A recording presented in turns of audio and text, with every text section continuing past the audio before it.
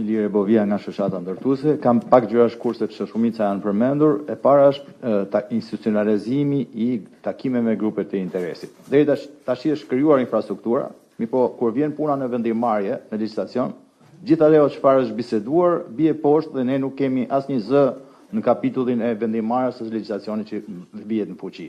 Dhe kjo besoj duhet gjetur një mekanizëm që të shfrytëzohet kjo mënyrë e lidhjes me grupet e interesit, jo vetëm për të dëgjuar, por për të pasur zërin e vet edhe në vendimarrje.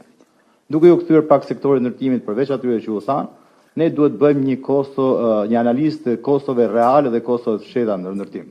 Po marr vetëm një shembull, po marr ndikimin në infrastrukturë që është ai 8% që I famshëm. Ajo është një taks ne këto që shkohen në Bashkinë e Tiranës ose në bashkitë e tjera, sepse pothuajse gjithë investimi bëhet nga kompanitë e ndërtimit.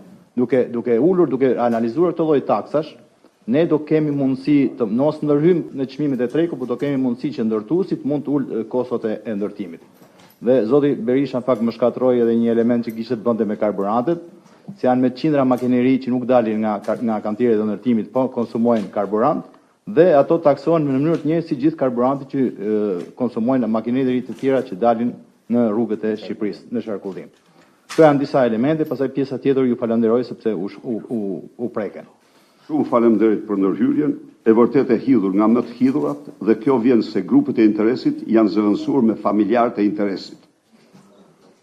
Sigurisht që ju keni interes aty, po vëllezrit, motrat, krushqia e qeveritarëve ja u pret ju rrugën dhe në vend se të merren për bazë mendimet tuaja shumë të vyre, ja ku jeni, shumë të dobishme, merren interesat familjare të kryeministrit, të kryetarit bashkisë, çdo ditë lexoj se si një familjar mori një tender, se si po ku ngelet gjë për ju, për investorët e tjerë, nëse lëshojnë familjarët dhe zanë këto.